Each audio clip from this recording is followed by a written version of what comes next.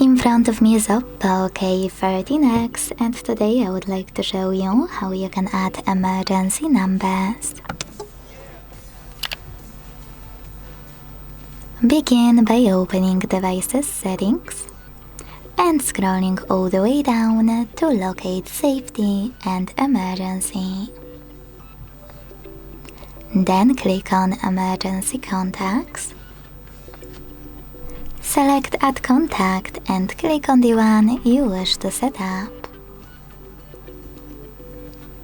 Then do exactly the same with all the other ones you need.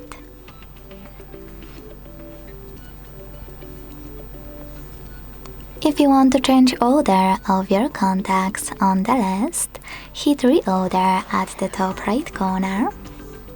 Hold one and drag it to the proper place. Then let go. To save your changes, hit Save at the top right corner. If you want to remove any contact from the list, use this X next to the one you wish to get rid of. And confirm your choice in the pop-up. Thanks so much for watching. If you enjoyed this video, leave a like, comment and subscribe.